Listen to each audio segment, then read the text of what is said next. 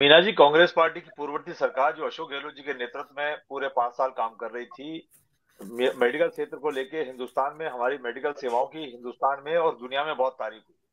जब कोरोना काल आया था तब भी देश के प्रधानमंत्री ने भी हमारी कोरोना प्रबंधन की तारीफ की थी। तो राजस्थान तो चिकित्सा क्षेत्र में पूर्व सरकार के राज में बहुत ज्यादा अग्रणी रहा था।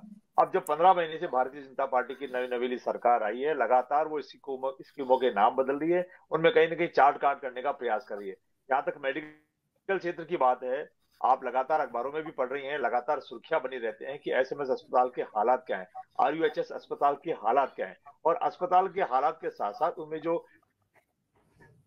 सिटी स्कैन है, एमआरआई है, जो निःशुल्क दवाएं हैं, जो डॉक्टर्स हैं, जो नर्सिंग स्टाफ है, उनके हालात क्या है, साफ सफाई के हालात क्या है, ये तमाम बातों को लेकर के राजस्थान के पूर्व मुख्यमंत्री अशोक गहलोत जी ने वर्तमान मुख्यमंत्री आदरणीय भजनलाल जी को एक पत्र भी लिखा है। उस पत्र में लिख करके अपनी व्यथा उन्होंने व्यक्त की है कि राजस्थान चिकित्सा क्षेत्र में बहुत अग्रणी था, लेकिन पिछले काफी लंबे समय से राजस्थान के चिकित्सा सेवाओं के ऊपर वर्तमान सरकार का ध्यान नहीं है।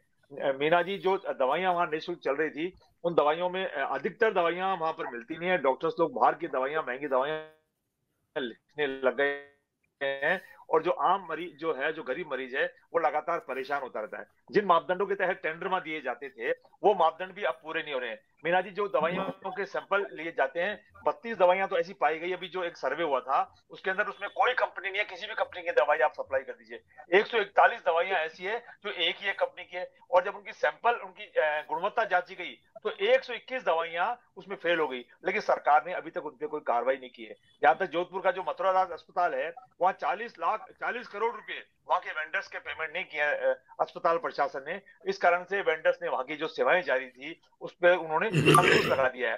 आरजीएचएस के अंदर जो कर्मचारियों को जो दवाइयां मिलती थी, इलाज मिलता था, उस पर भी लगातार कहीं ना कहीं तकलीफ हो रही है। हमने जो चिरंजीवी स्वास्थ्य बीमा जो 10 लाख का किया था, बाद में 25 लाख का किया, उस पर भी लगातार सरकार तलवार लटकाने का काम कर रही है, तलवार चला भी रही है।